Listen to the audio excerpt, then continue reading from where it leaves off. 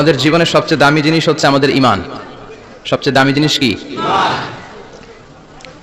সাইয়েদনা বেলাল আল হাবাশী, Umayya ইবনে খালাফ ওনার উপর অত্যাচারের steam roller চালালো, কিন্তু ওনার অন্তর থেকে কালেমার বাণীটা ছিনিয়ে নিতে পারলো না। মুসা আলাইহিস সালামের উপর অনেক অত্যাচার চালিয়েছিল ফেরাউন, কিন্তু অন্তর থেকে ঈমানকে ছিনিয়ে নিতে পারে নাই। সাইয়েদনা বেলালকে উত্তপ্ত মরুভূমির মধ্যে শুইয়ে দেয়া হলো, পিঠ জ্বলে যাচ্ছিল, পুড়ে যাচ্ছিল। আপনারা জানেন যে আরব দেশের তপ্ত মরুভূমি এতটাই উত্তপ্ত, ওখানে চাল ফেলে দিলে ওইটা ক্ষয় হয়ে যায়, মুড়ি হয়ে যায়। সেটার মধ্যে শুইয়ে দিয়ে বলা হলো এবার আল্লাহরে ডাক। এতক্ষণ ডাকছিল লা ইলাহা ইল্লাল্লাহ, কিন্তু তারপরেও, এত অত্যাচারের পরেও ঈমান ছিনিয়ে নেওয়া যায় নাই। উনি আল্লাহর সংক্ষিপ্ত নাম নিয়ে জিকির করছিলেন। উনি পড়ছিলেন আহাদ। উনি পড়ছিলেন কি? এই আহাদ সূরাতুল ইখলাসের ভেতরে আছে না নাই? কুল হুয়াল্লাহু আল্লাহুস লাম ইয়ালিদ ওয়া লাম ইয়াকুল লাহু কুফুয়ান আহাদ। তো আহাদ হচ্ছে আল্লাহর নাম। এজন্য আমাদের অন্তর থেকে ঈমান ছিনিয়ে নেওয়া এত সোজা না। চিল্লায় বলেন ঠিক কিনা? মুমিনের কাছে সবচাইতে দামি জিনিস হচ্ছে তার ঈমান। ঈমান যদি চলে যায় সে সব হারালো, তার কিছু নাই। আর ঈমান যদি তার থাকে, তার সব হারিয়ে গেল, তার কিচ্ছু যায় আসে না। চিল্লায় বলেন ঠিক কিনা? এজন্য আমরা সব সময় কামনা করি যে আল্লাহ তাআলা আমাদেরকে ঈমানের সাথে রাখুক। আমরা পড়ি আমিন। এজন্য সব সময় শুকরিয়া করতে হবে একজনের, যিনি আমাদেরকে ঈমানের উপর থাকার তৌফিক এনায়েত করেছেন। তিনি কে? আল্লাহ। আল্লাহর শুকরিয়া কি কম কম না বেশি বেশি? বিশ্বনবী সাল্লাল্লাহু আলাইহি ওয়াসাল্লাম মসজিদে নববীতে সালাতের ইমামতি করছেন। আল্লাহু আকবার বলে নামাজ শুরু করলেন। রুকুতে গেলেন, রুকু থেকে দাঁড়িয়ে পড়লেন সামি আল্লাহু লিমান হামিদা। ফিসফিস আওয়াজে পেছনে থাকা সাহাবারা পড়লেন রব্বানা ওয়ালাকাল হামদ। এক সাহাবী অতিরিক্ত বাড়িয়ে পড়লেন হামদান কাসীরান তাইয়িবান মুবারাকান ফিহি। পারেন না সবাই? পড়েন হামদান কাসীরান তাইয়িবান মুবারাকান ফি। আবার আওয়াজ করে পড়েন হামদান কাসীরান তাইয়িবান মুবারাকান ফিহি। বিশ্বনবী সালাত শেষ করলেন, সালাম ফিরালেন, মুসল্লিদের দিকে মুখ ফিরিয়ে বললেন সামি আল্লাহু লিমান হামিদা বলে যখন আমি দাঁড়িয়েছি, তোমরা ফিসফিস করে পড়েছো রব্বানা ওয়ালাকাল হামদ। কে যেন পড়েছো হামদান কাসীরান তাইয়িবান মুবারাকান ফি? কে পড়েছো? আমি তো এটা কখনো শিখাই নাই, কোত্থেকে পেলে? কেন পড়েছো? দাঁড়াও। কেউ দাঁড়ায় না, ডানে বায়ে সামনে পেছনে কেউ দাঁড়ায় না। সবাই ভয় পেয়ে গেছে যে কি যেন কি হয়। বিশ্বনবী অভয় দিলেন, বললেন যে আমি কিছু বলবো না, দাঁড়াও। বিশ্বনবী অভয় দেওয়ার পর এক সাহাবী হাত তুলে দাঁড়িয়ে বললেন ইয়া রাসূলুল্লাহ আমি পড়েছি। বিশ্বনবী বললেন কেন পড়েছো? আমি তো এটা শিখাই নাই। সাহাবী বললেন ইয়া রাসূলুল্লাহ আল্লাহর প্রশংসা আমার কম কম করলে অন্তর জুড়ায় না, আমার করতে মনে চাই বেশি বেশি। এজন্য আমি নিজ থেকে এটা বানিয়ে বাড়িয়ে মিলিয়ে পড়ে দিয়েছি হামদান কাসীরান তাইয়িবান মুবারাকান ফি। বিশ্বনবী বললেন ভয় নাই, চিন্তা নাই, টেনশনের কোনো কারণ নাই, কারণ আমি সালাতে থাকা অবস্থায় দেখেছি তোমার এই অতিরিক্ত 4টা তাসবির সওয়াবটা, 4টা তাসবির সওয়াবটা বিদউ ওয়া 30 মালায়েকা, 30-এরও বেশি ফেরেশতা কে কার আগে এই সওয়াবটা আল্লাহর আরশে পৌঁছে দিবে এ নিয়ে আকাশে প্রতিযোগিতা চলছিল। সুবহানাল্লাহ। এজন্য আল্লাহর প্রশংসা বেশি বেশি করার দরকার আছে না নাই? বিশ্বনবী সব সময় আল্লাহর প্রশংসা করতেন আর দোয়া করতেন আল্লাহ আমি যেন বেশি বেশি আপনার প্রশংসা করতে পারি, আমি যেন আপনার শুকরগুজার বান্দা হতে পারি। আল্লাহুম্মা জাআলনি সাবুরা ওয়া জাআলনি শাকুরা ওয়া জাআলনি ফি আইনি সগীরা ওয়া ফি আয়ুনিন নাসি কাবীরা। এর মানে হচ্ছে আল্লাহ আপনি আমারে ধৈর্যশীল বানান, আপনি আমাকে শুকরগুজার বানান, আমার চোখে আপনি আমারে ছোট বানান, গোটা বিশ্বের মানুষের চোখে আপনি আমারে বড় বানান। পড়েন আমিন। আমিন। নিজের চোখে নিজেকে কি করবেন? ছোট। তাহলে মানুষের চোখে বড় বানাই দিবে কে? আল্লাহ। আর নিজেই যদি বলেন আমি বড়, ফেরাউনের মতো আনা রব্বুকুমুল আ'লা, আমি তোদের বড় খোদা, আল্লাহকে তুইলি হুদা, ঠিক কি না? বড় হইতে পারে নাই। নীল নদের পানিতে সুবাই সুবাই আল্লাহ মারছে, চিল্লায় বলেন ঠিক কি না? পৃথিবীতে কেউ তো স্থায়ী হয় না, হোক না সে ফেরাউন কিবা নমরুদ, কেউ ভাবে চিরদিন রয় না, কেউ ভাবে চিরকাল রয় না, পৃথিবীতে কেউ তো স্থায়ী হয় না, হোক না সে ফেরাউন কিবা নমরুদ, কেউ ভাবে চিরদিন রয় না, কেউ ভাবে চিরকাল রয় না। চিল্লায় বলেন ঠিক কিনা? চিরকাল কেউ থাকবে না, কারণ আল্লাহ ছাড় দেয়, তিনি ছেড়ে দেন না। মনে রাখবেন আল্লাহ কি দেয় আর কি দেয় না। ফেরাউনরে কি দিছিল? ছাড় দিছে, ছেড়ে দিছে। নমরুদরে কি দিছে? ছাড় দিছে, ছেড়ে দিছে। এখনো দেখা যায় আল্লাহ অনেককে ছাড় দেয়, ঢিল দেয়, সুযোগ দেয়, কিন্তু আল্লাহ ছেড়ে দিবেন না। চিৎকার করে বলেন ঠিক কিনা? এজন্য সব সময় প্রশংসা করব কার? আল্লাহ। খাওয়ার সময় প্রশংসা কার? আল্লাহ। ঘুমানোর সময় আল্লাহ। জিকির করার সময় আল্লাহ। ঘুষ খাওয়ার সময় ঘুষ খাওয়া যাবে না। আর-রাশি ওয়াল মুরতাশি কিলাহুমা ফিন্নার। ঘুষ যে দেয়, ঘুষ যে নেয়, উভয়ই জাহান্নামী। আল্লাহ ঘুষ থেকে আমাদেরকে বাঁচাও। আমিন। বাংলাদেশে ঘুষ আছে না নাই? আছে। সরকারি অফিসগুলোতে শুধু নাই, আছে। বেশি। আল্লাহ ঘুষ থেকে হেফাজত করো, আমিন। যৌতুক থেকে হেফাজত করো, আমিন। পর্নোগ্রাফি থেকে হেফাজত করো, আমিন। হিন্দি সিনেমা থেকে হেফাজত করো, আমিন। মারামারি কাটাকাটি থেকে তুমি আমাদেরকে হেফাজত করো, আমিন। গোটা বাংলার জমিনে ঐক্য প্রতিষ্ঠা করার তৌফিক দাও, আমিন। মদিনার সমাজ যেন আমাদের দেশে প্রতিষ্ঠিত হয়, আল্লাহ তুমি তৌফিক দাও, আমিন। চিল্লায় পড়েন আমিন। এজন্য বিপদে আপদে মুমিন সব সময় প্রশংসা করে কার? আল্লাহ। আল্লাহর প্রশংসা করে শেষ করা যায়? যাবে? ওয়া ইন তাউদ্দু নি'মাতাল্লাহি লা তুহসুহা। আমার নিয়ামত যদি গুনতে শুরু করে দাও, গুনে শেষ করা যাবে না। আর নিয়ামতের প্রশংসা যদি করো, আমি নিয়ামত আরো বাড়িয়ে দেব। আর যদি প্রশংসা না করো, তাহলে জেনে রাখো আমার শাস্তি বড় কড়া। আমি সব সময় ধরি না, ধরলে সারি না। এজন্য সবসময় প্রশংসা করতে হবে কার? আল্লাহ। বিপদে আপদে সুখে দুঃখে আল্লাহর প্রশংসা। অভিযোগ কমিয়ে দেন, দেখবেন সুখে থাকবেন। এইটা নাই, ওইটা নাই, এইটা পাই নাই, ওইটা পাই নাই, জীবনে এইটা হই নাই রে, ওইটা পাইলাম না রে, এরকম অভিযোগ করে দাঁড়ছে অনেক। এরকম লোক আছে না নাই? এরা অসুখী, এরা অসফল। সফল ব্যক্তিদের একটা গুণাবলী হচ্ছে এরা কমপ্লেইন করে কম, কমপ্লেইন করে কম, তারা শুকরিয়া করে বেশি। দে আর ভেরি গ্রেটফুল। তারা শুকরিয়া করে বেশি। এটা পাই নাই, ওইটা পাই নাই, এগুলো বলবেন না। কারণ আপনি যেটা পাইয়া খুশি না, অনেকে এইটা পাওয়ার জন্য সংগ্রাম করে যাচ্ছে। আপনি এখন যেই জায়গাটাতে আছেন, এই জায়গাটাতে পৌঁছা অনেকে স্বপ্ন। আপনি এটা পেয়ে খুশি না, কিন্তু আপনার জায়গায় পৌঁছার জন্য অনেকে স্ট্রাগল করে যাচ্ছে, সংগ্রাম করে যাচ্ছে। আপনি যেই পজিশনে আছেন, শুধু এই পজিশনে আসাটাই অনেকের স্বপ্ন। তো শুকরিয়া করবেন না কেন? এজন্য সব সময় আমাদের বেশি বেশি শুকরিয়া করতে হবে কার? আল্লাহ। রব্বুল আলামিন বলেন, কুল লাউ কানাল বাহরু মিদাদান লিকালিমাতি রাব্বি লানাফিদাল বাহরু ক্বাবলা আন তানফাদা কালিমাতু রাব্বি ওয়ালাউ জিনা বিমিসলিহি মাদাদা। সাগরের জলকে কালি করে, গাছের পাতাকে খাতা করে, তোমার মহিমা লেখা শেষ হবে না, যদিও লিখি প্রভু জীবন ভরে।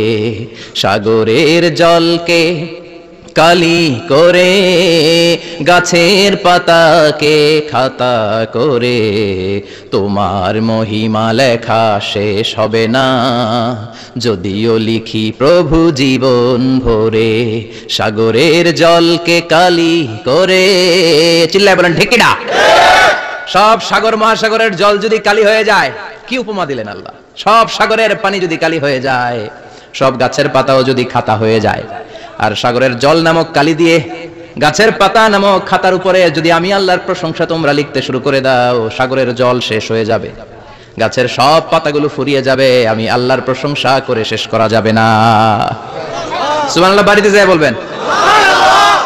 সাগরের জল, চারটিখানে কথা। কয়টা সাগর দেখছেন আপনি? কয়টা সাগর ঘুরছেন? প্রশান্ত মহাসাগর দেখছেন আপনি? আটলান্টিক মহাসাগর দেখেছি আমরা? দেখি নাই। প্রশান্ত মহাসাগরের বিষ্ণু বলতেন, ইন্না ফিল জাসাদি মুদগা, দেহে একটা গোশতের টুকরা আছে, ইযা সালুহাত সালুহাল জাসাদু কুল্লু।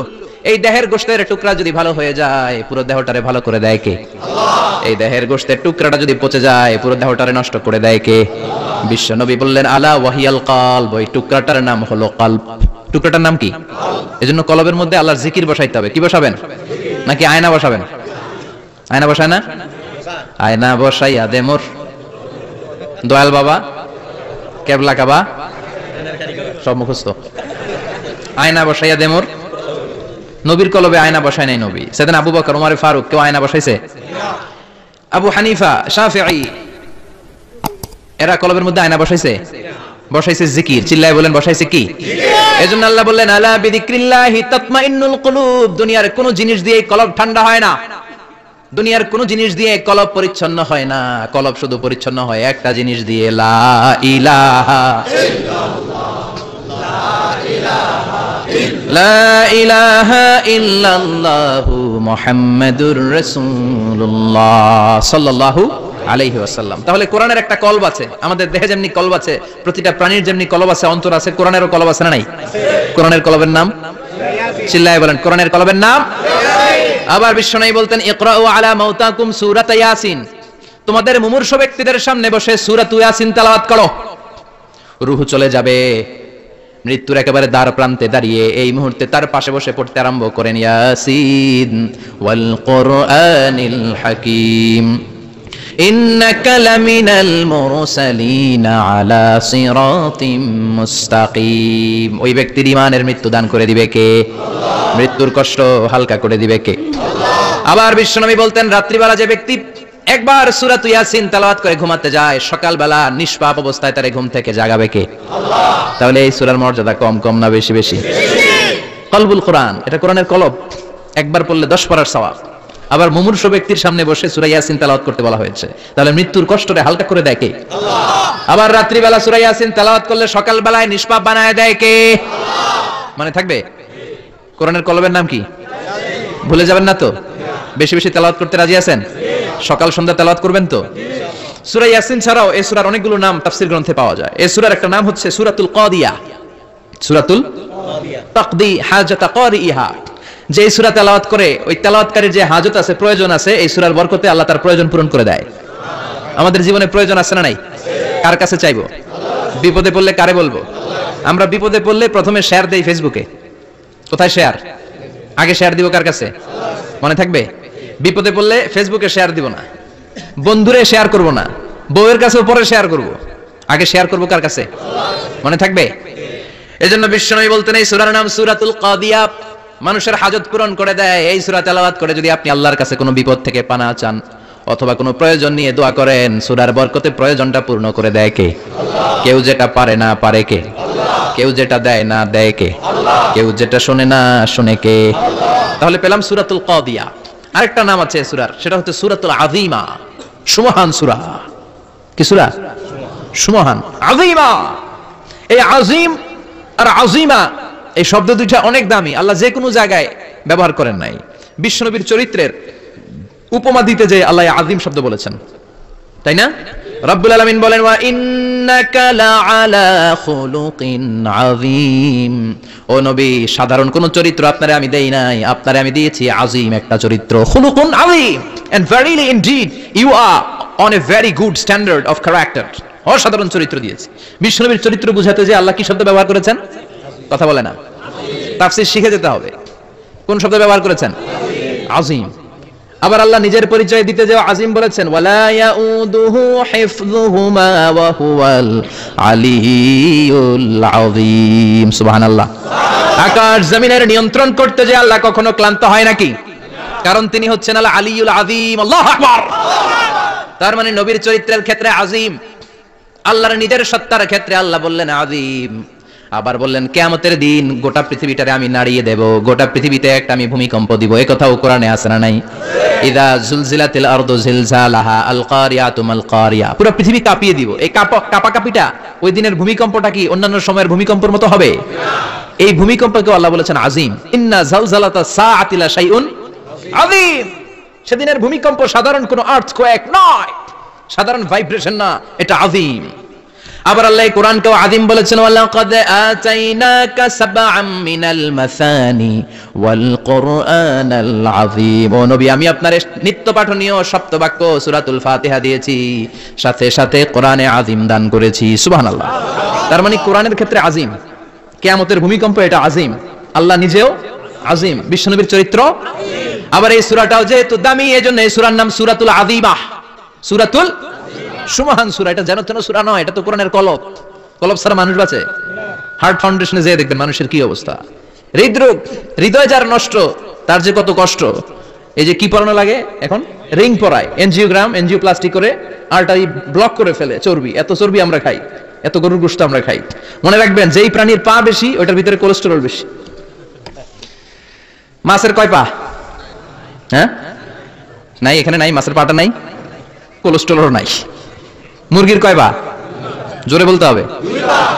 তার মানে কিছু কোলেস্টেরল আছে না নাই? গরুর কয় পা? কোলেস্টেরল বেশি না কম? এবার কোন চিংড়ির কয় পা? সবচেয়ে বেশি কোলেস্টেরল কন্টেইন করে শ্রিম্প, প্রন, চিংড়ি। এজন্য এগুলো কম খাইতে হবে। তবে 40-এর আগে যারা আছেন ধুমায়া খান, 40-এর পরে এই যে মাটন, ল্যাম্প, ছাগলের গোশ, খাসির গোশ, চিংড়ি এগুলো আপনার ডায়েট থেকে বাদ দিয়ে দিতে হবে। বুঝতে পেরেছেন? এজন্য এই সূরাটা জানাতুন সূরা নয়, এটা তো কোরআনের কলিজা, হার্ট, হৃদয়। এজন্য সূরাটা সূরাতুল আযীমা। সুবহানাল্লাহ পড়েন। তার মানে 1 নম্বরে পেলাম সূরাতুল কাদিয়াহ, 2 নম্বরে পেলাম সূরাতুল আযীমা, 3 নম্বরে এই সূরার আরেক নাম হলো সূরাতুল মুইম্মা। সূরাতুল মুইম্মা। মুইম্মার 2 অর্থ। এক অর্থ হচ্ছে এটার বরকতটা আম, সবার জন্য, যেই পড়ে সেই বরকত পায়, এজন্য মুইম্মা। আবার মুইম্মার আরেক অর্থ হচ্ছে যেই সূরা শত্রুকে অন্ধ করে দেয়। কি করে দেয়?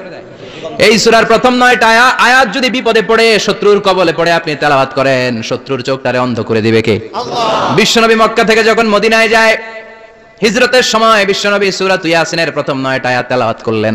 তেলাওয়াত করে আল্লাহর নাম নিয়ে ঘর থেকে বের হলেন। আশেপাশে কাফেররা ঘুরে কিন্তু বিশ্বনবীরে দেখে না, সবাই খালি এরকম এরকম করে, ডানে বায়ে হাতায় বিশ্বনবীর সামনে দিয়ে যায়, কিন্তু কাফেরদের চোখ অন্ধ করে দিয়েছে কে? আল্লাহ। এজন্য কোরআন তেলাওয়াত করলে কাফেরদের চোখকে অন্ধ বানায় দেয় কে? আল্লাহ। এজন্য সূরার একটা নাম হচ্ছে সূরাতুল মুইম্মা। কি নাম? অন্ধ করে দেয়। তাফসিরে কুরতুবীর মুসান্নিফ ইমাম আল কুরতুবী, উনাকে জালিম বাদশা বন্দী করেছিল। ওনার তাফসিরে এসেছে উনি শক্তিশালী লোক ছিলেন, জেলখানা ভেঙে বাঁচার জন্য দিছে দৌড়। উনারেও ধরার জন্য জালিম বাদশার সৈনিকেরা ঘোড়া নিয়ে রওনা হয়েছে। উনিও দৌড়ায়, ঘোড়াও পেছন থেকে আসে। ওমিয়া মানুষ কি ঘোড়ার দৌড়ের সাথে পারে? উনি হাঁটতে হাঁটতে হয়রান হয়ে এক বালুর ময়দানে যে ধপাস করে পড়েছেন। ওরাও ঘোড়া দিয়ে এসে নেমেছে, কিন্তু আজীব তামাশা, উনি বালুতে ধপাস করে পড়েই সূরা ইয়াসিনের প্রথম 9 আয়াত তেলাওয়াত করতে শুরু করেছেন। ওরা নিচে নেমে ডানে বায়ে সামনে পিছনে খালি খুঁজে, কিন্তু দেখে না, সামনেই কিন্তু বসা।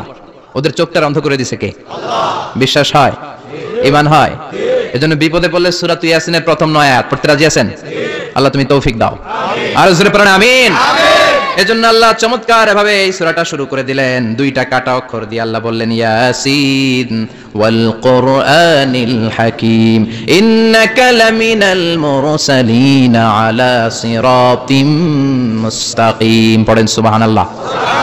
ইয়াসিন। সূরাটা শুরু করলেন কি দিয়ে? ইয়াসিন। এটা কি কোনো বাক্য? এটা কি কোনো শব্দ? এটা কি অক্ষর? 2টা। প্রথম অক্ষরের নাম?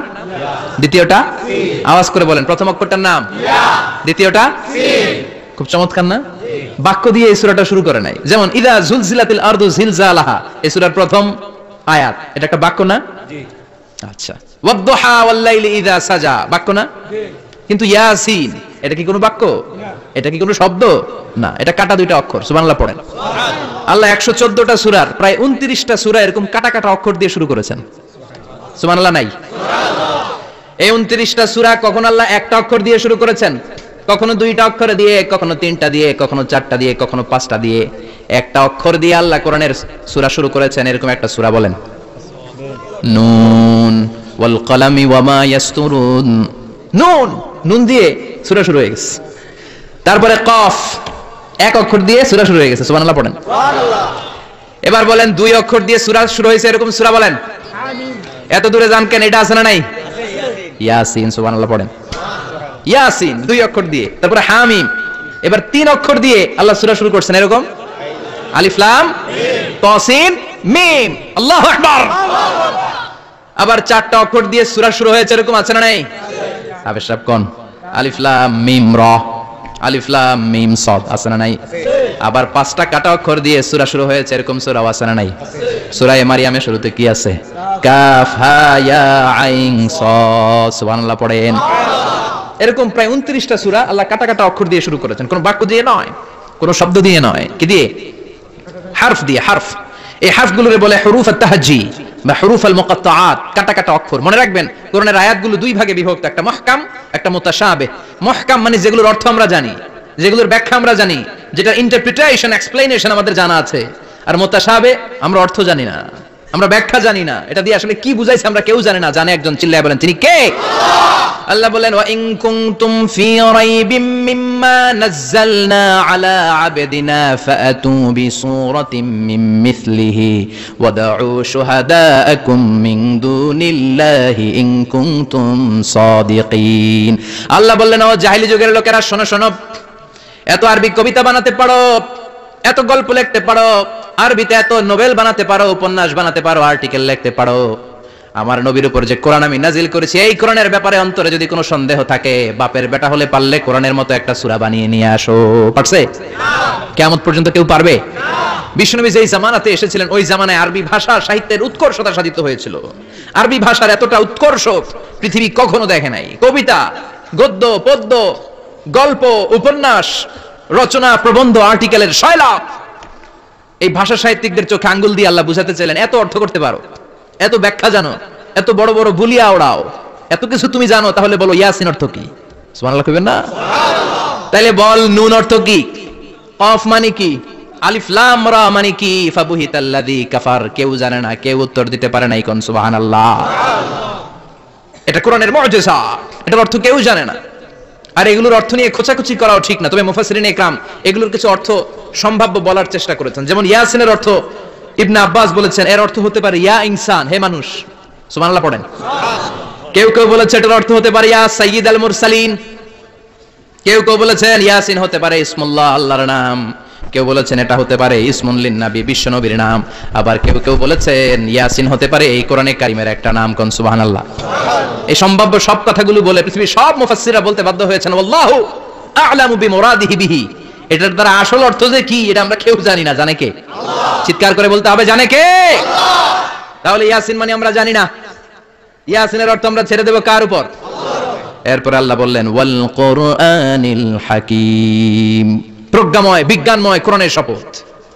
ওয়াল কুরআনিল হাকীম, বিজ্ঞানময় প্রজ্ঞাময় কোরআনের শপথ বা কসম।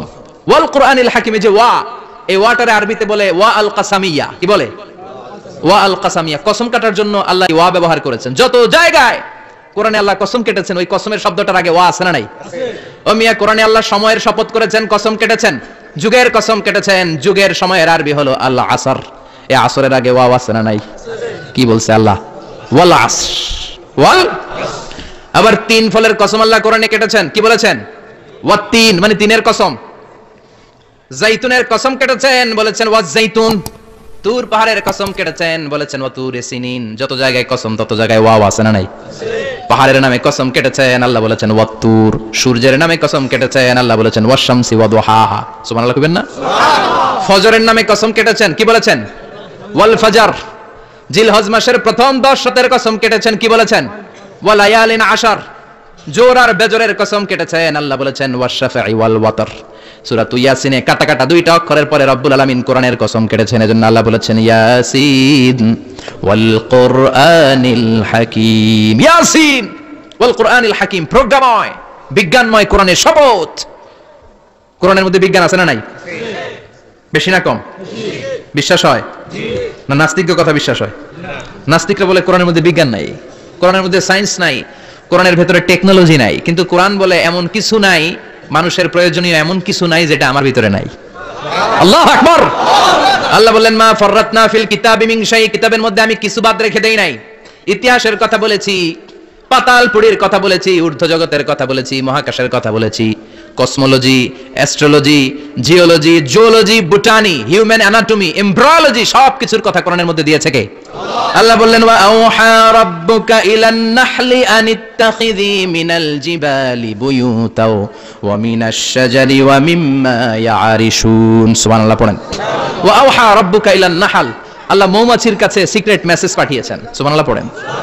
ওহীকে আরবিতে বলে সিক্রেট মেসেজ। ওয়াল কুরআনিল হাকীম, বিজ্ঞানময় কোরআনের শপথ, প্রজ্ঞাময় কোরআনের শপথ। বিশ্বনবী বলেন লা তুহসা আজাইবুহু, কোরআনের আশ্চর্যান্বিতার কোনো শেষ নাই। ওয়ালা তাবলা গারাইবুহু, কোরআন কোনদিন কারো কাছে পুরাতন মনে হয় না। ফিহি মাসাবিহুল হুদা, কোরআনের মধ্যে আছে হেদায়েতের মশাল। ওয়া মানারুল হিকমা, কোরআন হলো বিজ্ঞানের সুউচ্চ মিনার। লা তুহসা আজাইবুহু, কোরআনের আশ্চর্যান্বিতার শেষ নাই। যতই পড়বেন আপনি আশ্চর্য হয়ে যাবেন, যতই স্টাডি করবেন, যতই অধ্যয়ন করবেন, আপনার চোখকে খুলে দিবে কে? আল্লাহ। ওয়ালা তাবলা গারাইবুহু, কোরআন কখনো পুরাতন হয় না। পুরান হয় নাকি? যার বয়স 50 বছর ধরে নামাজি মানুষ, প্রতি নামাজের প্রত্যেক রাকাতে কোন সূরা পড়া লাগে? তো 50 বছর যদি কেউ নামাজি হয়, তাহলে কত লক্ষবার উনি সূরা ফাতিহা পড়ছে উনি নিজে জানে? তারপরেও কোনোদিন কি মনে হয়েছে সূরা ফাতিহাটা একটু পুরান পুরান লাগে? আজকে কুল হল্লা দিয়ে শুরু করুন। কথা বলেন, পুরান লাগছে কোনোদিন? এত পড়ছে এটা, আজকে আর এটা না, আজকে আর একটা, এরকম মনে হয়? ওয়ালা তাবলা গারাইবুহু, পুরান লাগে না। প্রতিদিন নতুন, প্রতিনিয়তই নতুন। অলওয়েজ নিউ, সব সময় নতুন। এজন্য বিশ্বনবী বললেন লা তুহসা আজাইবুহু, কোরআনের আশ্চর্যান্বিতার শেষ নাই। ওয়ালা তাবলা গারাইবুহু, কোরআন কখনো পুরাতন হয় না। ফিহি মাসাবিহুল হুদা, কোরআনের মধ্যে আছে হেদায়েতের মশাল। ওয়া মানারুল হিকমা, কোরআন হলো বিজ্ঞানের সুউচ্চ মিনার। সুবহানাল্লাহ। আল্লাহ বললেন ওয়া আওহা রাব্বুকা ইলান নাহল, আমি মৌমাছির কাছে মেসেজ দিলাম, সিক্রেট মেসেজ, আনিত্তাখিযি মিনাল জিবালি বুয়ুতা, তোমরা পাহাড়ের মধ্যে তোমাদের বাড়ি বানাও, মৌচাক বানাও। ওমিনা সাজার, গাছের মগ ডালে, বড় বড় ডালে তোমরা বাসা বানাও। ওয়ামিম্মা ইয়ারিশুন, উঁচু উঁচু জায়গায় মৌচাক বানাও, যাতে করে গ্রামের ছোট্ট ছেলেরা ঢিল মারতে না পারে। কোন সুবহানাল্লাহ। মৌমাছির আল্লাহ শিখাই দিছে। নিচু জায়গায় কোনোদিন মৌমাছির বাসা দেখবেন? নিচু জায়গায় সহজে নাগাল পাওয়া যায়, ধরা যায়। কথা কোন? ডাল বেয়ে মগ ডালে ওঠা লাগে মধু খাইতে চাইলে। চিল্লায় বলেন ঠিক কিনা? আল্লাহ সিক্রেট মেসেজ দিলেন আর বললেন আনিত্তাখিযি। আলেম যারা আছেন বলেন তো ইত্তাখিযি এটা কি মুযাক্কারের সিগা না মুয়ান্নাসের সিগা? মুয়ান্নাস, মাশাআল্লাহ। এটা স্ত্রীবাচক শব্দ। আল্লাহ মৌমাছিকে যে মেসেজ করছে পুরুষ মৌমাছিরে কয় নাই, এটা নারী মৌমাছিরে কইছে। চিল্লায় এখন সুবহানাল্লাহ। এখন গবেষণা করে দেখা গিয়েছে কার্ল ভন ফ্রিচ, একজন অস্ট্রিয়ান বিজ্ঞানী, উনি এটা নিয়ে গবেষণা করে 73 সালে 1973 তে নোবেল পেয়ে গেছে। এই আয়াতের উপর গবেষণা করে আল্লাহ কেমন করে সিক্রেট মেসেজ দিয়েছেন, কেমন করে মৌমাছি মৌচাকের বাসা বাঁধে, কেমন করে মধু আহরিত হয়, এটার উপর গবেষণা করে উনি একটা বই লিখেছেন, দ্য ডান্সিং বিজ। নেচে যাওয়া মৌমাছিগুলো, নাচতে নাচতে যেতে থাকা মৌমাছিগুলোর উপর একটা বই লিখে, দ্য ডান্সিং বিজ লিখে উনি নোবেল প্রাইজ পেয়েছেন এই মধুর উপরে। চিল্লায় পড়েন আল্লাহু আকবার। এখন কোরআনের আয়াত থেকে বোঝা গেল আনিত্তাখিযি মিনাল জিবালি বুয়ুতা, আল্লাহ নারী মৌমাছিকে বলেছেন মৌচাক বানাও, তোমাদের মধু রাখার জন্য বাসা বানাও। কার্ল ভন ফ্রিচ গবেষণা করে পেয়েছে মৌচাকের বাসা বানানো হয়, মধু আহরণ করা হয়, যেই মৌমাছিটা নেতৃত্ব দেয় এটা পুরুষ মৌমাছি নয়, এটা হলো মহিলা মৌমাছি। কোন সুবহানাল্লাহ। পুরো মৌচাকের মধ্যে মধু আহরণ, মধু নেওয়া, পুরো প্রসিডিউরটা সারার জন্য কোনো পুরুষ মৌমাছি লিডিং দেয় না, লিডিং দেয় একটা নারী মৌমাছি, স্ত্রী মৌমাছি। এজন্য ইত্তাখিয, ম্যাসকুলিন জেন্ডার ইউজ না করে আল্লাহ বলেছেন ইত্তাখিযি, নারী মৌমাছিকে আল্লাহ অ্যাড্রেস করে বলেছেন যাও মৌচাক বানাও আর এটার মধ্যে মধু আহরণ করো। চিল্লায় পড়েন আল্লাহু আকবার। আল্লাহ বললেন ইত্তাখিযি মিনাল জিবালি বুয়ুতা, পাহাড়ের মধ্যে ঘর বানাও, ওমিনাস সাজার, গাছের বড় ডালের মধ্যে ঘর বানাও, ওয়ামিম্মা ইয়ারিশুন, উঁচু উঁচু জায়গায় ঘর বানাও। উনি গবেষণা পেয়েছেন এই মধুর মধ্যে অসাধারণ কিছু ন্যাচারাল অ্যান্টিসেপটিক আছে। কি আছে? Natural antiseptic. এটার নাম হচ্ছে প্রপিলিস। প্রপিলিস নামে একটা লিকুইড পাওয়া যায় মৌচাকের মধ্যে, এটা কাটা জায়গায় লাগা দিলে স্যাভলন ডেটল কিছু লাগানো লাগবে না, ওই প্রপিলিসের কারণে আপনার কাটা জায়গা এমনি শুকায় যাবে। সুবহানাল্লাহ পড়েন। দ্বিতীয় বিশ্বযুদ্ধে রাশিয়ান যত সৈনিকরা যুদ্ধে আহত হতো, ওরা আলাদা করে অ্যান্টিসেপটিক খাইতো না, ওরা মধু আইনা লাগাই দিত আর সুস্থ হয়ে যেত। সুবহানাল্লাহ পড়েন। নিউজিল্যান্ডের কিছু বিজ্ঞানীরা আবিষ্কার করেছে মৌমাছির হুলের ভিতরে রেমিটিক ফিভারের অ্যান্টিবায়োটিক আছে। অনেকের বাত জ্বর হয়, বাতের ব্যথা থাকে না? থাকে, মুরব্বীদের বেশি হয়। ওই জায়গার মধ্যে যদি আপনি মৌমাছি এনে ঢুকাই দিতে পারেন, মৌমাছির হুল লাগাই দিতে পারেন, ভালো হয়ে যাবে। মৌমাছি যখন হুল ফুটে আরাম লাগে না অনেক? খাইছেন? কামড় খাইছেন? হ্যাঁ, মজা লাগে। তো নিউজিল্যান্ডের এই গবেষকরা এরা আবিষ্কার করেছে যে মৌমাছি যদি হুল ফুটিয়ে দেয়, ওখানে বাতের ব্যথা থাকলে, বেদনা থাকলে এটা ভালো হয়ে যাবে। আমি নিজে দেখেছি, বিবিসি একটা ডকুমেন্টারি, ইজিপশিয়ান একজন ফিজিশিয়ান, চিকিৎসক, উনি ওনার বাতের ব্যথায় আক্রান্ত যত রোগীরা আছে ওদের গায়ের মধ্যে মৌমাছি এনে এনে নিজে নিজে হুল ফুটায়, রোগী চিৎকার মারে ও মাগো ও আল্লাহ গো, কিন্তু একদিন পরে ব্যথা নাই, আর কয় ভালো হয়ে গেছে। সুবহানাল্লাহ কইবেন না?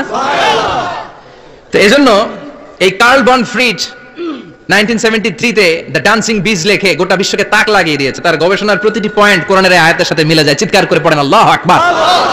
এই যে আমরা মধু খাই, এই মৌচাকের ভেতরে অন এন অ্যাভারেজ অ্যারাউন্ড 60,000 মৌমাছি থাকে।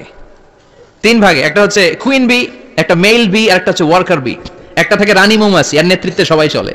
আর একটা থাকে মেল বি, পুরুষ মৌমাছি, বংশ বাড়ানোর জন্য এদের কাজে লাগে। আর সব হচ্ছে ওয়ার্কার বি, সবাই কাজ করে। আল্লাহ বলেন সুম্মা খুলি মিন কুল্লি সামারাত ফাসলুকি সুবুলা রাব্বিকি যুলুলা। আল্লাহ সিক্রেট মেসেজ দিয়ে বললেন গাছের উপরে বাসাবাদ, পাহাড়ের উপরে মৌচাকের বাসাবাদ, উঁচু উঁচু জায়গায় তোমরা তোমাদের বাসা বাঁধো। সুম্মা কুলি মিন কুল্লি সামারাত, এরপর এলাকার যত মিষ্টি মিষ্টি ফুল আছে, ফল আছে, ওখান থেকে রস নিয়ে আসো। সুবহানাল্লাহ। পুষ্প রস সংগ্রহ করে মধুগুলো, এটার বলে sweet nectar. They collect the sweet nectar from the flowers. এবং মধুর মধ্যে এত চমৎকার জিনিস থাকার কারণ হচ্ছে মৌমাছিগুলো ওই এলাকার সব ধরনের ফুল, ভালো ভালো সুগন্ধযুক্ত ফুল ফল থেকে রস নিয়ে আসে। তো এই গাছগুলোর মধ্যে বনাজি গাছ আছে না নাই? ঔষধি গাছ আছে না নাই? এজন্য মধুরে বলা হয় সব রোগের ঔষধ। যত বনাজি ঔষধি গাছের নির্যাস আর পুষ্পরস আছে সব আল্লাহ মধুর ভিতরে ঢুকায়া মধুকে আল্লাহ ন্যাচারাল ভ্যাকসিন বানিয়ে দিয়েছেন। চিল্লায় পড়েন আল্লাহু আকবার। আল্লাহ বললেন সুম্মা কুলি মিন কুল্লিস সামারাত, সব ফল আর ফুল থেকে এই নেকটার পুষ্পরস নিয়ে আসো। ফাসলুকি সুবুলা রাব্বিকি যুলুলা, যেমন যেমন গিয়েছিলা পথ চিনায় আবার ফিরে আসো। ইয়াখরুজু মিন বুতুনিহা শারাব, এরপর তাদের পেট থেকে বের হয় শারাব মুখতালিফুন আলওয়ানু, এক একটা মধুর কালার হয়ে যায় এক এক রকম। কোন সুবহানাল্লাহ। সরষে ফুলের মধু একটু সাদা সাদা হয় না? আমি হচ্ছি মধু খাওয়ার পোক। আমি দেশে বিদেশে যেখানে গিয়েছি ফ্রেশ হানি আমি অনেক খুঁজেছি। ইয়ামানি একটা মধু পাওয়া যায়, ইয়ামানের সাওয়াহিলি এলাকায়, পাহাড়ি এলাকায়, একেবারে কুচকুচে কালো। আবার অনেক মধু আছে কিছুটা খয়েরি এবং হলুদ বর্ণের, কিন্তু সরষে ফুলের যে মধুটা এটা অনেকটা সাদা। এই পুষ্পরস নিয়ে মৌমাছিগুলো মৌচাকের মধ্যে ঢেলে দেয় না, এগুলো খেয়ে ফেলে। প্রত্যেকটা মৌমাছির পেটের ভেতরে আল্লাহ দুইটা করে স্টোমাক দিয়েছে, পাকস্থলী। সুবহানাল্লাহ পড়ে। এটাই Karl von Frisch the dancing bees বইয়ের মধ্যে লিখেছে গবেষণায়, যে দুইটা পাকস্থলী, একটা পাকস্থলী দিয়ে মৌমাছি খায় নিজে খেয়ে বাঁচে, আরেকটা পাকস্থলী দিয়ে এই ফ্লাওয়ার নেকটার পুষ্পরস সংগ্রহ করে ওই পাকস্থলীতে রাখে। ওই পাকস্থলীর ভেতরে আল্লাহ একটা ন্যাচারাল এনজাইম দিয়েছেন, ওই এনজাইমের সাথে ওই পুষ্পরসটা মিক্সড হয়। তারপরে আরেকটা টিউব আছে, ওই টিউব দিয়ে মৌমাছি যে সেই বাসার মধ্যে মৌমাছি যে সেখানে সাপ্লাই করে দিয়ে আসে, মধু ঢুকিয়ে দিয়ে আসে। চিল্লায় পড়েন সুবহানাল্লাহ। তার মানে বিষয়টা এমন না ফুলের রস নিয়ে মৌচাকে দিয়ে আসলো, ফুলের রস সে নেয়, তার স্পেশাল একটা স্টোমাকের মধ্যে ঢুকায়, সেখানে এনজাইম দিয়ে পাচক রস দিয়ে আল্লাহ এটাকে সমৃদ্ধ করে দেয়। তারপর আলাদা একটা নল দিয়ে টিউব দিয়ে মৌচাকের ভেতরে ঢুকিয়ে দেয়। কোন সুবহানাল্লাহ। কি অসাধারণ পদ্ধতিতে আল্লাহ মধু বানালেন। আর কি সুন্দর মধু হাতের মধ্যে লয়া জিব্বা দিয়া সাটে আর গান গায়, মধু হই হই বিষাবাইলা। আছে না নাই?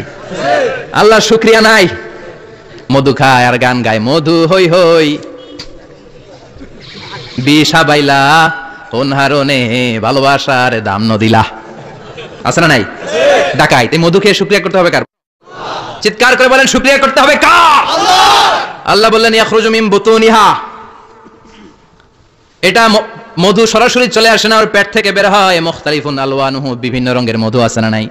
ব্ল্যাক কালারের মধু হয়, হোয়াইট হানি হয়, অর্গানিক হানি হয়, ক্রিমড হানি হয়। কত ধরনের মধু যে আল্লাহ পৃথিবীতে রেখেছে তার ইয়ত্তা নাই। এরপর আল্লাহ বললেন ফিহি শিফাউন লিন্নাস, মধুর ভিতরে শিফা দিয়েছে কে? আল্লাহ। এজন্য বিশ্বনবীর খাদ্য তালিকার মধ্যে মধু আছে না নাই? বিশ্বনবী সুগন্ধযুক্ত ওলা মধু খেতেন, দুর্গন্ধযুক্ত ওলা কোনো মধু মুখে নিতেন না। সুবহানাল্লাহ। বিশ্বনবীর জামানায় মাগাফির নামে একটা মধু ছিল, দুর্গন্ধযুক্ত, এটা কখনো বিশ্বনবী মুখে নিতে চাইতেন না। সুগন্ধযুক্ত মধু সবসময় বিশ্বনবী খেতেন। বিশ্বনবীর স্ত্রীরা সুগন্ধিযুক্ত মধু বোতলের মধ্যে প্রিজার্ভ করে রাখতেন বিশ্বনবীকে দেওয়ার জন্য। বিশ্বনবী প্রাণ ভরে এগুলো পান করতেন। সুবহানাল্লাহ। বিশ্বনবী যে সমস্ত খাদ্যগুলো পছন্দ করতেন হাদিসে এসেছে, বিশ্বনবী রুটি খেতেন, খেজুর খেতেন, খেজুর, খেজুর চিনেন? বালাহ, তামার, দুধ খেতেন, এই মধু খেতেন, জব খেতেন, বার্লি খেতেন, লাউ খেতেন, রুম্মান, ডালিম ফল, আনার ফল, আনার চিনেন? আনার, এই আনার খেতে পছন্দ করতেন বিশ্বনবী। মাশরুম খেতেন, মাশরুম, মাশরুম চিনেন? ব্যাঙের ছাতার মতো। রেস্টুরেন্টে ইদানিং মাশরুমের স্যুপ পাওয়া যায়, এটা খাবেন। যাদের চোখের জ্যোতিতে সমস্যা, দৃষ্টিতে সমস্যা, খাবেন। হাদিসে এসেছে আল কামআতু মিনাল মান ওয়া মাউহা শিফাউন লিল আইন। মাশরুম হলো মান্না সালোয়ার মতো খাবার। মাশরুমের স্যুপ যারা খাবে, চোখের জ্যোতি যাদের কম তাদের চোখের জ্যোতি বাড়িয়ে দিবে কে? বুখারীর বর্ণনা, কানা রাসূলুল্লাহ ইউহিব্বুল হালাওয়া ওয়াল আসাল, বিশ্বনবী মিষ্টান্ন খেতে বড্ড পছন্দ করতেন, আবার বিশ্বনবী বেশি বেশি মধু খেতে পছন্দ করতেন। সুবহানাল্লাহ। কোরআনে দুইটা জিনিসের ক্ষেত্রে আল্লাহ শিফা যোগ করেছেন, যে দুইটা জিনিসের সাথে সম্পৃক্ত হলে শিফা। এক হচ্ছে কোরআন পড়লে শিফা, অনুনাজ্জিলু মিনাল কুরআনি মা হুয়া শিফা। আবার কোরআনে এই আয়াতের ক্ষেত্রে বলা হয়েছে শিফা ফিহি শিফাউন লিন্নাস। এজন্য সাইয়েদনা ইবনে মাসউদ এই উম্মাহকে উদ্দেশ্য করে বলেছেন আলাইকুম বিশিফাইন, তোমাদের উচিত দুইটা জিনিস থেকে শিফা নেয়া। এক হলো কোরআন, দুই হলো আসাল মানে মধু। কোন সুবহানাল্লাহ। কোরআন তেলাওয়াত করলে অসুস্থরে সুস্থ করে দেয় কে? সূরা ফাতিহা তেলাওয়াত করলে অসুস্থকে সুস্থ বানিয়ে দেয় কে? আবার মধু খেলে সুস্থ বানিয়ে দেয় কে? মধু খেয়ে প্রশংসা করবেন কার? নাকি মধু হই হই বিষাবাইলা বলবেন এগুলো কখনো? খাঁটি মধু খেতে হবে। খাঁটি মধু চিনার উপায় হচ্ছে এটাতে পিঁপড়া জমে না, এটা ফ্রিজে রাখলে জমাট বাঁধে না, এটাতে দুর্গন্ধ হয় না। এক গ্লাস পানির মধ্যে এক ড্রপ মধু ছেড়ে দিলে এটা পানির সাথে না মিশে একেবারে নিচে চলে যায়। খাঁটি মধু খেতে হবে। তাহলে ফিহি শিফাউন লিন্নাস। কত কিছু দিয়ে যে আল্লাহ এটাকে সমৃদ্ধ করেছেন। এটার মধ্যে গ্লুকোজ আছে, এটার মধ্যে সুক্রোজ আছে, ফ্রুক্টোজ আছে, প্রোটিন আছে, মিনারেলস আছে, ক্যালসিয়াম আছে, ভিটামিন আছে। খাইলে শরীর গরম হয়ে যায়। সুবহানাল্লাহ। এজন্য শীতকালে বেশি বেশি খাবেন, জাম্পা লাগবে না। শীতকালে মধু খেয়ে রাত্রে বেলায় বের হবেন, আর মাফলার পেঁচিয়ে বের হওয়া লাগবে না। সুবহানাল্লাহ পড়েন। তার মানে আল্লাহ বললেন ইয়াসিন ওয়াল কুরআনিল হাকিম, প্রজ্ঞাময় বিজ্ঞানময় কোরআনের কসম। এরপরে আল্লাহ বললেন গোলাম ওয়া ইন্না লাকুম ফিল আনআমি লাইবরা, প্রাণীকুলের দিকে নজর করে তাকাও, প্রাণীকুলের মধ্যে আমি তোমাদের জন্য নিদর্শন রেখেছি। নুসকিকুম মিম্মা ফি বুতুনিহি, এই প্রাণীকুলের পেট থেকে একটা চমৎকার জিনিস আমি বের করে দেই, এটার নাম হচ্ছে দুধ। এটা কি? দেখেন একই আয়াতের মধ্যে আল্লাহ মধুর কথাও বললেন, আবার দুধের কথাও বললেন। দুধটা কিভাবে হয়, উৎপন্ন হয়, মধু কেমনে হয়, ইঞ্চি ইঞ্চি কথা এই কোরআনের ভেতরে তুলে ধরলেন কে? আল্লাহ বললেন মিমবাইনি ফারসিম ওয়াদামিল লাবানা, গোবর আর রক্তের মাঝখান দিয়ে আমি দুধ বের করি। সুবহানাল্লাহ পড়েন। আমরা যাই এই গাভীর ওলান টানা শুরু করি সকালবেলা বিসমিল্লাহ বলে, কিন্তু কেমনে যেটা আসে ওইদিকে নজর নাই। ডাকাত বিসমিল্লাহ বলে শুরু করে না, দুধ খায় আলহামদুলিল্লাহ পড়েন, আছে না নাই? আল্লাহ বলেন মেকানিজমটা শোনো কেমনে আমি খাওয়াই। আল্লাহ বললেন মিমবাইনি ফারসিম ওয়াদামিল লাবানা, গোবর আর রক্তের মাঝখান দিয়ে আমি দুধ বের করে দেই। সুবহানাল্লাহ। গরু যে ঘাস খায়, এই ঘাস থেকে রক্ত হয় আর গরুর গোবর হয়। পেটের একদিকে থাকে গোবর, আরেক দিকে থাকে রক্ত। রক্ত দুর্গন্ধ, গোবরও দুর্গন্ধ। রক্ত না পাক, গোবরও না পাক, এই দুই না পাক আর দুর্গন্ধের মাঝখান দিয়ে সুগন্ধযুক্ত দুধ বের করে দেয় কে? আল্লাহ বললেন মিমবাইনি ফারসিম ওয়াদামিল লাবানা, গরু যে খাবারগুলো খায় ওই খাবারের এক পাশ দিয়ে গোবর হয়ে যায় আর এক পাশ দিয়ে রক্ত হয়ে যায়, মাঝখান দিয়ে দুধ বের করে দেয় কে? What a amazing mechanism of discharging milk from animal's body. What a amazing mechanism. একদিক দিয়ে গোবর দুর্গন্ধ, আরেক দিক দিয়ে ঘাস খাওয়ার কারণে রক্ত হয়, মাঝখান দিয়ে দুধ বের হয়ে যায়। সুবহানাল্লাহ। আবার বাছুর ছাড়া দুধ পাওয়া যায় না। গাভী আছে কার কার? হাত তোলেন তো। বাছুর ছাড়া দুধ পাওয়া যায়? শুধু গাভী, বাছুর নাই, দুধ আসবে? আবার এই যে বিশাল বড় ওলান 20 কেজি দুধ দেয় প্রতিদিন, এই ওলান কাটলে দুধ পাওয়া যায়? এক ফোঁটা দুধও ওলানটা কেটে টুকরা টুকরা করলে আপনি পাবেন না। এটা আলাদা মেকানিজম, এটা ভিতর থেকে একটা নির্যাস। বাছুর নিয়ে দুইটা ঢু মারবেন, ওই নির্যাস দিয়ে দুধ বেরোতে থাকবে, গোবর আর রক্তের মাঝখান দিয়ে চিৎকার করে পড়েন আল্লাহু আকবার। এজন্য বিশ্বনবী বলতেন বেশি বেশি দুধ খাও। দুধ হলো সুষম খাদ্য। পৃথিবীতে আবিষ্কৃত যত খাবার আছে দুধের চাইতে ভালো খাবার আছে নাকি? কথা কন। মানুষ পানি খেয়ে 3-4 দিন বাঁচে জানেন, আর পানির মধ্যে লবণ দিলে 7-8 দিন বাঁচতে পারবেন। আর দুধ পাইলে আজীবন বাঁচবেন আপনি। দুধ খেয়ে যদি হজম করতে পারেন, দুধ খেয়ে হজম করতে পারলে আজীবন বেঁচে যাবেন। সুষম খাদ্য। বিশ্বনবী যে রাতে মেরাজে যাবেন, সিদরাতুল মুনতাহা পার হওয়ার পরে বিশ্বনবীর পরীক্ষা শুরু হলো। বিশ্বনবীকে বুখারীর বর্ণনা 3টা গ্লাস দেয়া হলো। কাদাহ ফিহি লাবান, এক গ্লাসের মধ্যে দুধ ছিল, ওয়া কাদাহ ফিহি আসাল, আরেক গ্লাসের মধ্যে ছিল মধু, আরেক গ্লাসের মধ্যে ছিল মদ। কাদাহুন ফিহি খামার। বিশ্বনবীকে 3টা গ্লাস দিয়ে বলা হলো নবী চুজ করেন কোনটা নেবেন। এক গ্লাসে মধু, আরেক গ্লাসে দুধ, আরেক গ্লাসের মধ্যে বিশ্বনবীকে দেয়া হলো মদ। বিশ্বনবী বললেন যে এই গ্লাসের ভেতরে দুধ আছে, আমি ওই পেয়ালাটা নিলাম। সাইয়েদনা জিবরাইল বললেন ইয়া রাসূলুল্লাহ আখাস্তাল ফিতরা, আপনি যেমন নিছেন তেমন। সুবহানাল্লাহ কইবেন না? বিশ্বনবী দুধ খেতে পছন্দ করতেন। আর বিশ্বনবী বলতেন আলাইকুম বিআলবানিল বাকার, বেশি বেশি গরুর দুধ খাবা। ফা ইন্নাহা তুরাম্মু মিনাল আশজার, কেননা এটা সবুজ লতা পাতা ঘাস পাতার নির্যাস। গরু কি খায়? ঘাস খায় না? এই ঘাসের নির্যাস হচ্ছে দুধ। বিশ্বনবী বলতেন বেশি বেশি দুধ খাবা। ফিহি শিফা, এর মধ্যে শিফা আছে।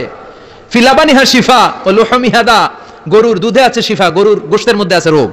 সুবহানাল্লাহ। কত বড় ফিলোসফার বিশ্বনবী। বিশ্বনবী বলে গিয়েছেন গরুর দুধ বেশি খাও, কিন্তু গোশত বেশি খাইও না। আর আমরা গরুর গোশত পাইলে কোপায় ফেলাই। সাদা ভাত আর ঝাল গরুর মাংস যদি হয়, ওই যে অনেকের জিহ্বায় পানি চলে আসছে। সুবহানাল্লাহ কইবেন না? বিশ্বনবী বলতেন দুধ খাও, গোশত খাও কম। গরুর গোশত কম খাবা, গরুর দুধ বেশি খাবা। সুস্থ রাখবে কে? আল্লাহ। আবার বিশ্বনবী মায়েদেরকে বলেছেন ও মায়েরা, সন্তান হওয়ার পরে 2 বছর দুধ খাওয়াবা। আল্লাহু আকবার। ওয়াল ওয়ালিদাতু ইউরদি'না আওলাদাহুন্না হাওলাইনি কামিলাইনি লিমান আরাদা আন ইউতিম্মার রাদাআ। সন্তান যারা পেয়েছো মায়েরা, বোনেরা, 2 বছর দুধ খাও। সন্তানকে সুস্থ রাখবে কে? আল্লাহ। বাচ্চা ডেলিভারির পরপরই আল্লাহ তাআলা মায়ের বুকে একটা দুধ দেয়, এটাকে বলে শাল দুধ। এটা হচ্ছে বাচ্চার জীবনের প্রথম প্রাকৃতিক টিকা। সুবহানাল্লাহ কয় না? সুবহানাল্লাহ। এটা বেবির জীবনে ন্যাচারাল প্রাকৃতিক টিকা, প্রতিষেধক আল্লাহ দিয়ে দিয়েছে। আপনার বাচ্চাকে টিকা দিন, স্লোগান আছে না? 5টা-7টা টিকা দেয়া লাগে। প্রথম টিকাটা আল্লাহ নিজেই ফ্রি দিয়ে দিয়েছে। এটা শাল দুধের ভেতরে পাওয়া যায়। এজন্য বাচ্চাকে শাল দুধ খাওয়াতে হবে। তার ব্রেনের গ্রোথ হবে, সে শক্তিশালী হবে, সে দেশপ্রেমিক হবে, সে আল্লাহওয়ালা হবে। চিল্লা এখন ঠিক কিনা? যে মায়েরা বাচ্চারে দুধ খাওয়ায় ওই বাচ্চারা মায়েরে ভালোবাসে বেশি। আর যেই মা গুলো বাচ্চারে দুধ না খাওয়ায় আর ডানু খাওয়ায়, আর কি কি আছে, হরলিক্স আর সিরালেক, কমপ্লেট, যারা এগুলো খাওয়াবে ডানু খাওয়াবে, যারা ল্যাকটোজেন খাওয়ায়, যারা বুকের দুধ খাওয়াতে চায় না কোনো কারণ ছাড়া, 2 বছর বাচ্চারে দুধ দিতে চায় না, এই বাচ্চাগুলো বড় হলে ওই মারে বৃদ্ধাশ্রমে দিয়ে আসবে। কথা কন, কথা কন। এজন্য মায়েরা বোনেরা, সন্তান হলেই তাকে বুকের দুধ দিয়ে আল্লাহর পক্ষ থেকে যে টিকাটা, এই টিকাটা পেটের ভিতরে ঢুকাই দিতে হবে। চিল্লা এখন ঠিক কিনা? এটা হচ্ছে ন্যাচারাল টিকা। আল্লাহ বললেন, আওয়ালাম ইয়ারাল্লাযীনা কাফারু আন্নাস সামাওয়াতি ওয়াল আরদা কানাতা রাতকান ফাফাতাকনাহুমা। কাফেররা কি দেখে না মহাবিশ্বের সবকিছু একসাথে মিলে ঝিলে ছিল, বিশাল এক বিস্ফোরণের মাধ্যমে আমি মহাবিশ্ব তৈরি করেছি। সুবহানাল্লাহ। আদিতে শুরুতে কিন্তু সব আকাশ, বাতাস, জমিন, চন্দ্র, সূর্য, নক্ষত্র, গ্রহ, নিহারিকা পুঞ্জ, গ্যালাক্সি, ব্ল্যাক হোল সবকিছু মিলেমিশে একসাথে ছিল। এটার ঘনত্ব ছিল খুব বেশি। মহাবিশ্বের সবকিছু ছিল একটা বিন্দু। এটাকে বিজ্ঞানীরা নাম দিয়েছে দ্য সিঙ্গুলারিটি, মহা একত্ব। এরপর একটা প্রচন্ড বিস্ফোরণের মধ্য দিয়ে মহাবিশ্ব সৃষ্টি হয়েছে। এটার ওরা নাম দিয়েছে বিগ ব্যাং থিওরি। কি নাম? স্টিফেন হকিং সবচেয়ে বড় পদার্থবিজ্ঞানী ছিল। সে একটা বই লিখেছে, from the brief history of time, a brief history of time from big bang two black hole. সেখানে সে প্রমাণ করেছে কোরআনের এই আয়াত, কানাতা রাতকান, মহাবিশ্বের সবকিছু একটা বিন্দু ছিল। চাঁদ, সূর্য, গ্রহ, তারা সবকিছু ছিল। কথা বলেন, সবাই বলেন, একটা মাত্র বিন্দু ছিল। আল্লাহ বলেন, don't the disbeliever observe that the heavens and earth were joined together, then I separated with a gigantic sound, explosion. সব একসাথে ছিল, চাঁদ, তারা, আকাশ, নদী, নালা সব একসাথে। তারপরে একটা বিকট বিস্ফোরণের মধ্য দিয়ে পৃথিবী হয়েছে, এ চাঁদ হয়েছে, চন্দ্র হয়েছে, সূর্য হয়েছে, মহাবিশ্বের সবকিছু এই মহাবিস্ফোরণের মধ্য দিয়ে হয়েছে। চিৎকার করে পড়েন আল্লাহু আকবার। এই যে ছোট্ট পৃথিবীতে আমরা বসে আছি, পৃথিবীর চেয়ে সূর্য 13 লক্ষ গুণ বড়। চিল্লায় পড়েন আল্লাহু আকবার। এটা কি বাড়ির কাছের কথা? 13 লক্ষ গুণ বড়, কল্পনা করা যায়? তার মানে কি সূর্যই সবচেয়ে বড়? না, সূর্যের চেয়ে অনেক বড় বড় তারা আছে। ব্যাটেলজিউস নামে একটা তারা আছে মহাকাশে, যেটা যে সূর্য পৃথিবীর চেয়ে 13 লক্ষ গুণ বড়। এই ব্যাটেলজিউস তারা সূর্যের চেয়ে 33 কোটি গুণ বড়। এই ব্যাটেলজিউস তারাটাই কি সবচেয়ে বড়? না, এর চেয়েও কত বড় তারা যা আছে কোনো হিসাব নাই। এরকম বিশাল বিশাল তারা ঘুরতে ঘুরতে মাওয়াকিউন নুজুম, ব্ল্যাক হোল নামে একটা রেঞ্জ আছে। এই রেঞ্জের মধ্যে যদি ঢুকে যায়, ছোট্ট বাচ্চার মুখে চকলেট দিলে বাচ্চা যেমনি চকলেট চুষে খেয়ে ফেলে, এই বিশাল বিশাল তারাগুলো ব্ল্যাক হোলের মধ্যে ঢুকলে এক মুহূর্তের মধ্যে নিঃশেষ হয়ে যায়। চিল্লায় পড়েন আল্লাহু আকবার। এজন্য আল্লাহ বললেন, ফালা উকসিমু বিমাওয়াকিআন নুজুম, এই তারকা নিঃশেষ হওয়ার যে জায়গাটা, এই জায়গার কসম আমি কোরআনের মধ্যে খেলাম। এই ব্ল্যাক হোলের রেঞ্জের ভেতরে তারা আসলে মুহূর্তের মধ্যে নিঃশেষ বানিয়ে দেয় কে? একটা তারার চেয়ে আরেকটা তারা বড়। এরকম হাজার কোটি তারা মিলে আমাদের গ্যালাক্সি। এই গ্যালাক্সির নাম হচ্ছে মিল্কি ওয়ে। কি নাম? আমাদের গ্যালাক্সির নাম কি? সবাই বলেন তো। Milky Way. কি নাম?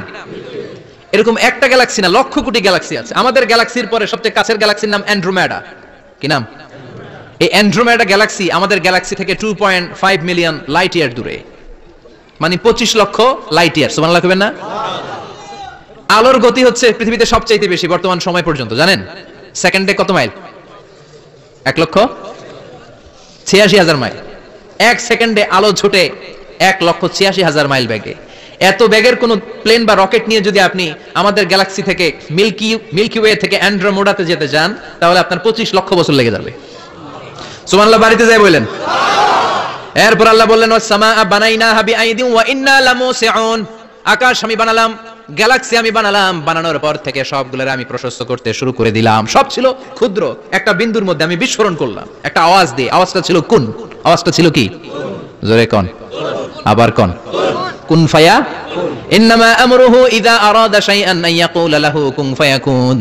আল্লাহ যখন কিছু করতে চান শুধু বলেন কুন, শুধু বলেন বি। কুন মানে বি, ইট ওয়াজ, এটা হয়ে যায়। হাও বলতে দেরি। এই মহাবিস্ফোরণের নেপথ্যে যে শব্দটা ছিল সেটা ছিল কুন। সেটা ছিল কি? আল্লাহ কুন বলতে দেরি, মুহূর্তের মধ্যে বিগ ব্যাং, বিশাল এক্সপ্লোশন, তারপর থেকে মহাবিশ্ব ছড়াচ্ছে। আল্লাহ বলছেন এই কোরআনের ভেতরে বলে দিয়েছেন, ওয়া ইন্না লামুসিউন, আমি এই মহাবিশ্বকে, এই গোটা ইউনিভার্সকে আমি প্রতিনিয়ত সম্প্রসারিত করছি। প্রতিনিয়ত এটা বড় হচ্ছে, সম্প্রসারিত হচ্ছে। চিল্লায় বলেন আল্লাহু আকবার। আজ থেকে মাত্র 20 বছর আগে এটা তারা আবিষ্কার করেছে। এটা কোন সাল? 2020 বছর পেছনে গেলে কত? 1998, তাই না? এই 1998 সালে তারা আবিষ্কার করেছে সুপারনোভা কসমোলজি প্রজেক্ট। এই সুপারনোভা কসমোলজি প্রজেক্টে তারা এই সিদ্ধান্তে এসেছে যে মহাবিশ্ব কোন নামক এক বিস্ফোরণের পর থেকে যে সম্প্রসারিত হচ্ছে, আজ পর্যন্ত এটা শুধু বাড়ছে আর বাড়ছে, অ্যাক্সেলারেটিং হচ্ছে, এক্সপান্ডিং হচ্ছে, এটা কমছে না। কিয়ামত পর্যন্ত এটা বাড়তেই থাকবে। চিৎকার করে পড়েন আল্লাহু আকবার। এজন্য আল্লাহ বললেন, ইয়াসিন ওয়াল কোরআনিল হাকিম, বিজ্ঞানময় প্রজ্ঞাময় কোরআনের শপথ। এই কোরআনের ভেতরে আমি কসমোলজির কথা বলেছি, অ্যাস্ট্রোলজির কথা বলেছি, জিওলজির কথা বলেছি, ফিজিক্সের কথাও বলেছি। সুবহানাল্লাহ। ফিজিক্স মানে কি? পদার্থ। পদার্থের সবচেয়ে বড় উপাদান হচ্ছে লোহা। লোহার কথা কিন্তু কোরআনে নাই। আছে? কই আছে? হ্যাঁ, সূরাতুল হাদিদ, লোহার নামে একটা সূরা দিয়েছে আল্লাহ কোরআনে। সুবহানাল্লাহ পড়বেন না? সূরার নাম সূরাতুল হাদিদ। সূরার নাম কি? চিল্লায় বলেন সূরার নাম সূরাতুল হাদিদ। হাদিদ মানে লোহা। আল্লাহ বললেন ওয়া আনজালনাল হাদিদা ফীহি বা'সুন শাদীদ।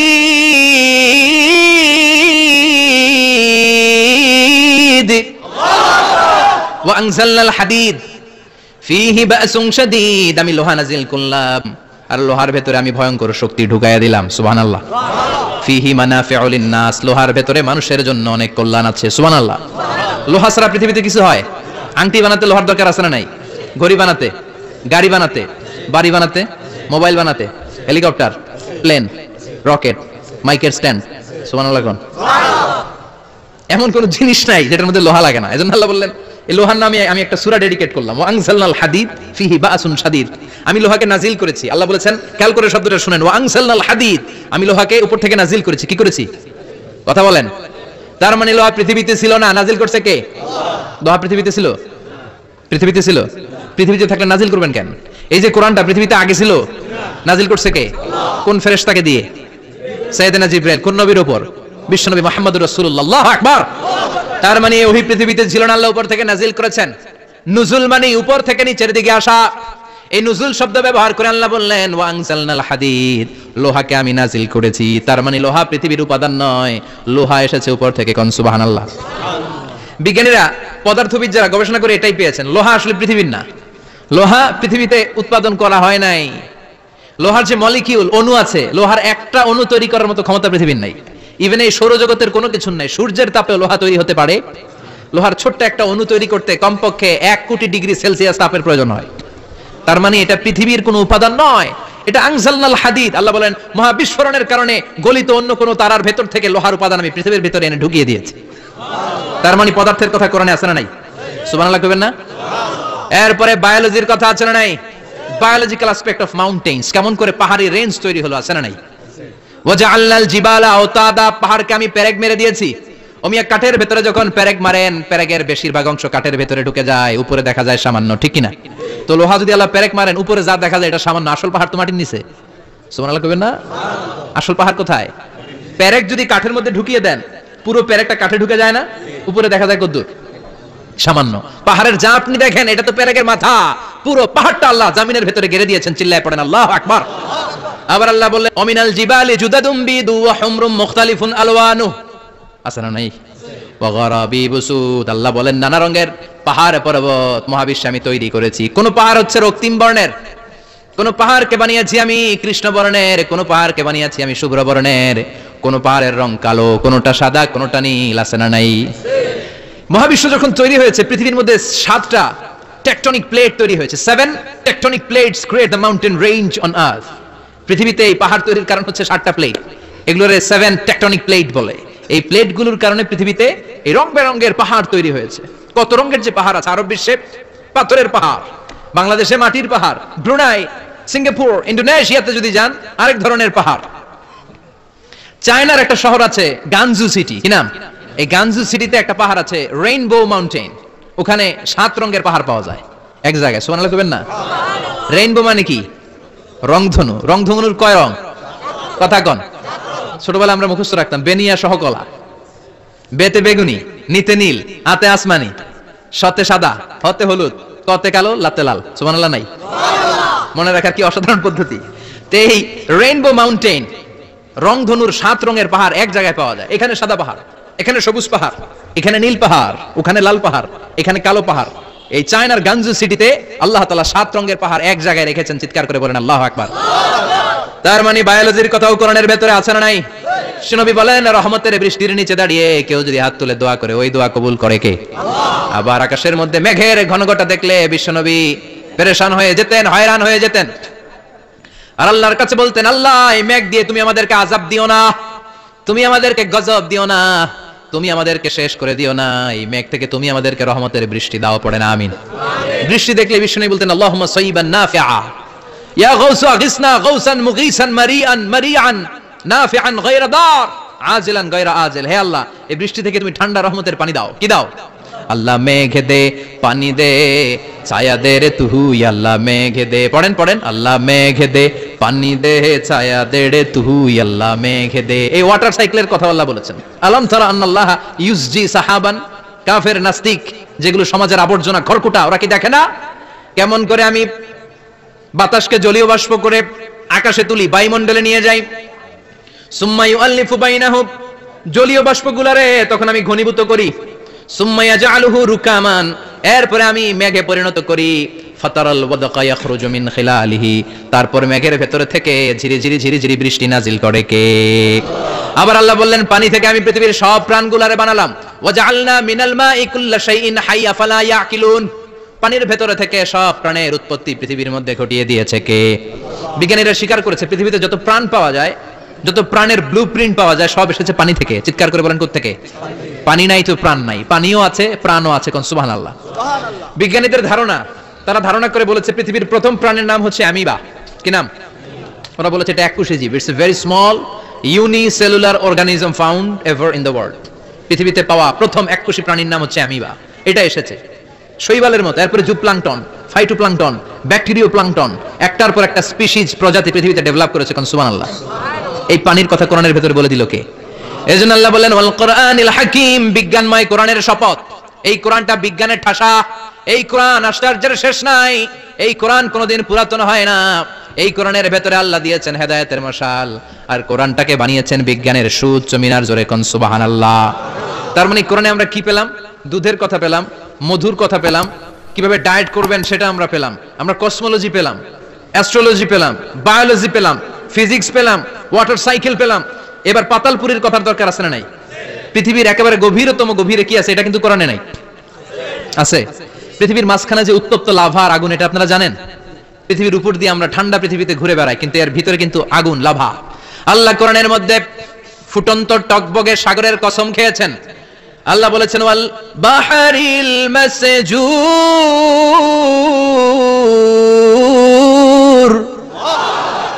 আমি কোরআনের ভেতরে ফুটন্ত টকবগে সাগরের পানির কসম খেলাম। পড়েন সুবহানাল্লাহ। সাগরের পানির ফুটন্ত টকবগে সাগরের পানির কসম। সাগরের পানি আবার ফুটন্ত হয় কি করে? পানি কি হয়? ঠান্ডা। পানি কি? কথা বলেন। আল্লাহ পৃথিবীর ভেতরকার কথা চিন্তা করে বলেছেন ওয়াল বাহরিল মাসজুর। ইউনাইটেড স্টেটস অফ আমেরিকার নেভাল একাডেমির সায়েন্টিস্টরা এই আয়াতের উপর রিসার্চ করেছে যে সাগরের ভেতরে আবার এই ঠান্ডা পানির ভেতরে আবার উত্তপ্ত আগুনের লাভা আসলো কোত্থেকে। রিসার্চ করার জন্য তারা সাগরের ভেতরে পাইপ ঢুকিয়েছে। পাইপ ঢুকাতে ঢুকাতে অনেকগুলো লেয়ার তারা পার করেছে। রূপান্তর শিলার স্তর, পাললিক শিলার স্তর, আগ্নেয়গিরির শিলার স্তর, মার্বেল পাথরের অনেকগুলো শিলার স্তর পেরিয়ে যাওয়ার পরে তারা পাইপ ঢুকানোর পরে দেখতে পেয়েছে পাইপগুলো গলে যায়। পাইপগুলো কি হয়? তার মানে ভিতরে কি আছে? গত কয়েক মাস আগে জাপানে কিছু জিওলজিস্ট, ভূতত্ত্ববিদ, তারা গবেষণা করে পৃথিবীর এক মাথা থেকে আরেক মাথায় যেতে চাচ্ছে, মানে প্রতিপাদ স্থান। বাংলাদেশের এখান থেকে ছিদ্র করলে আপনি দক্ষিণ আমেরিকার চিলির সান্টিয়াগোতে যেয়ে উঠবেন। কথা বুঝতে পেরেছেন? তার মানে বাংলাদেশের প্রতিপাদ স্থান হচ্ছে দক্ষিণ সাউথ আমেরিকার চিলির সান্টিয়াগো। আবার ইন্ডিয়া থেকে ছিদ্র করতে করতে পৃথিবীর আরেক মাথা দিয়ে উঠবেন। সুবহানাল্লাহ বলেন। এটা তারা শুরু করেছে কিন্তু এখনো সফল হয় নাই। ইউএস এর নেভাল একাডেমির সায়েন্টিস্টরা পাইপ ঢুকাতে ঢুকাতে দেখে একটা পর্যায় শেষে পাইপ আর ঢুকানো যায় না।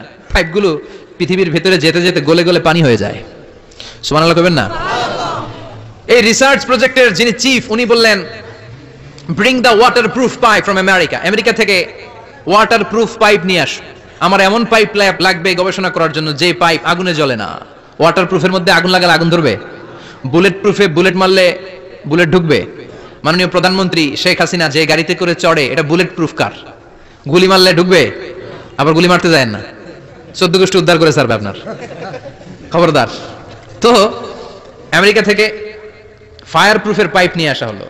নেভাল একাডেমির চিফ সায়েন্টিস্ট পাইপ ঢুকাতে আরম্ভ করলেন। ঢুকাতে ঢুকাতে পৃথিবীতে কিন্তু অনেকগুলো স্তর আছে। এই যে বালু মাটি, সব কিন্তু বালু মাটি নয়। আপনি খুঁড়তে খুঁড়তে পেয়ে যাবেন পাললিক শিলা, এরপরে রূপান্তরিত শিলা, এরপরে মার্বেল পাথরের শিলা, এরপরে শুরু হবে গরম আগ্নেয়গিরির শিলা। ওই শিলার ভেতরে এমন আগুন আল্লাহ রেখেছে, ওই নেভাল একাডেমির সায়েন্টিস্টরা ফায়ার প্রুফের পাইপ ঢুকাতে ঢুকাতে একটা লেভেল যাওয়ার পরে দেখে যে ফায়ার প্রুফের পাইপও গলে গলে মুহূর্তে পানি হয়ে যায়। তার মানে ভেতরে এমন আগুন আল্লাহ রেখেছে, ওই আগুনের তুলনায় পৃথিবীর আগুনের মতো নয়। ওই আগুনটাই জাহান্নামের আগুন। আবার বিজ্ঞানীরা গবেষণা করে ওই আগুনের মধ্যে মানুষের চিৎকার শুনেছে। এজন্য হাদিসে এসেছে আল্লাহর ওলিরা, মুমিন বান্দারা মারা গেলে তাদের রূহগুলো আকাশে চলে যায়, ইল্লিনে চলে যায়। আর কাফের মুশরিক আর নাস্তিক গুলো মারা গেলে তাদের আত্মাগুলো পৃথিবীর মাঝখানে সিজ্জিনে চলে যায়। ওই সিজ্জিনের ভেতরে আগুন আছে না নাই? চিল্লায় বলেন। তার মানে পাতালপুরীর কথাও আছে, সাগরের কথাও আছে, আকাশের কথাও আছে, কেমন করে দুনিয়াতে আমরা আসলাম সেটাও আছে। এমব্রয়োলজি, ভ্রূণতত্ত্বের কথা কোরআনে আছে না নাই? পৃথিবীতে আল্লাহ কয়েক সিস্টেমে মানুষ বানালেন। সাইয়েদনা আদমকে বানালেন, মাও নাই বাবাও নাই। সাইয়েদনা আদম আলাইহিস সালামের বাবার নাম কি? মায়ের নাম কি? মাও নাই বাবাও নাই। আবার সাইয়েদনা ঈসা আলাইহিস সালামকে আল্লাহ তৈরি করলেন, শুধু মা আছে বাবা নাই। আবার আমাদের সবাইকে আল্লাহ বানালেন, মাও আছে বাবাও আছে, ঠিক কিনা? এরপরে ছোট্ট এক ফোঁটা নাপাক থেকে আল্লাহ আমাদেরকে বানালেন। এই এক ফোঁটা বীর্যের মধ্যে যে প্রাণ আছে, এটা দুজন বিজ্ঞানী আবিষ্কার করেছে। লিয়েন হুক মাইক্রোস্কোপ যন্ত্র দিয়ে তারা বীর্যের মধ্যে, স্পার্ম ড্রপের মধ্যে গবেষণা করে পেয়েছে যে ওখানে কি যেন নড়ে।